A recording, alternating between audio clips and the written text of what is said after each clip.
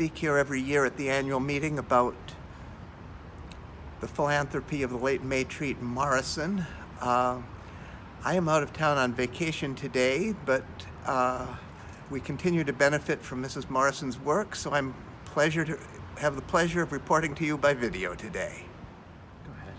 At the annual meeting, we celebrate many things, and one of them is our connection with a remarkable woman who none of us ever met. May Treat Morrison could have been one of the people that the hymn writer was talking about when he wrote about lives that speak and deeds that beckon. May Treat was born and grew up in San Francisco. She went to UC Berkeley. She was 19 years old when she graduated, one of 3 women in the class of 1878. And after that, she did something even more remarkable. She went to Europe for graduate study in art history. While she was there, she made some money by freelance writing articles about European topics and selling them to newspapers and magazines back home in California.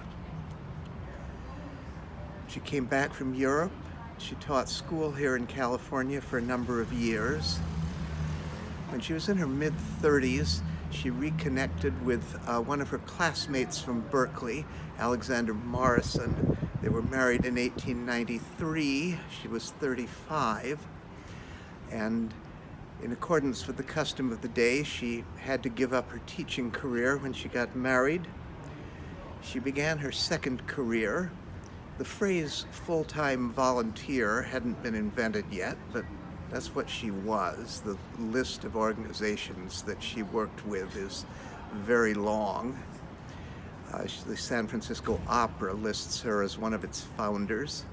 She was on the board of trustees of Mills College. She served a term as the national president of AAUW, the American Association of University Women. Aha, I hear you say, all traditional women's roles.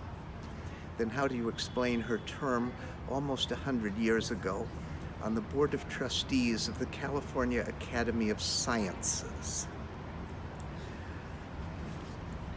When she was 63 years old, Mrs. Morrison was very suddenly, very unexpectedly widowed. And overnight in 1922, she became the sole owner of property worth $1.8 million, an amount that would be in the 8 figures in today's value, and she spent the rest of her life giving it away. She made many charitable gifts in her lifetime. When she died in 1939, she made charitable gifts in her will. She left the remainder of her estate in a trust with instructions to the trustee that he was to give it all away within 20 years.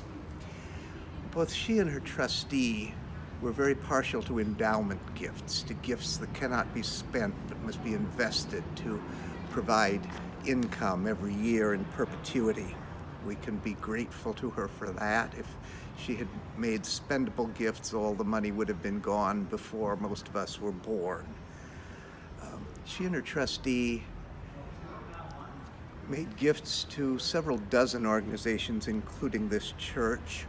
Her largest gifts were to the University of California.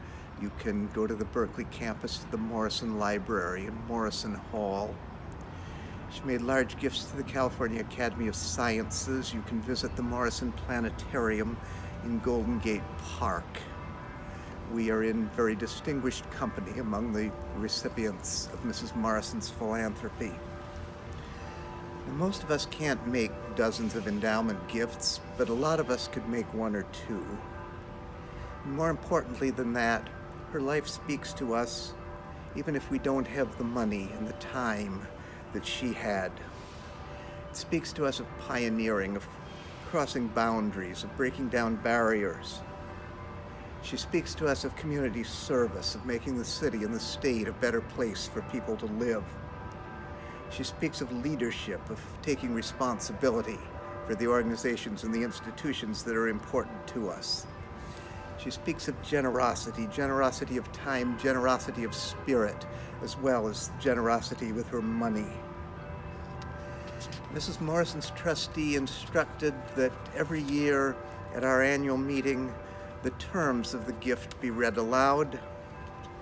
It says that for the purpose of enabling said First Unitarian Church to defray, in part, the cost of furnishing religious and ethical instruction to the students and classes in the Sunday school of said church, the trustees of the Maytreat Morrison Memorial Foundation shall pay, solely for the purpose aforesaid, to said church annually, on or before the 31st day of December for each year, beginning with the year 1955, the entire net income of said foundation for the year ending the 30th day of November of each calendar year preceding the date of the rendition of the trustees' annual report to the congregation of said church, provided, however, no part of said income shall be used for the making of repairs, additions, or betterment to the building or premises where such Sunday school classes are conducted, nor be used for the purchase of furniture or furnishings for the said Sunday school. I have the pleasure to report that as of March 31st, 2019, Mrs. Morrison's gift of $10,000 has grown to a principal amount of almost $165,000. And I have an even greater pleasure to report that for the 2018 and 2019 year, the payout from the Maytreat Morrison Memorial Foundation to the religious education program of this church is $7,724 in the 80th year following Mrs. Morrison's death.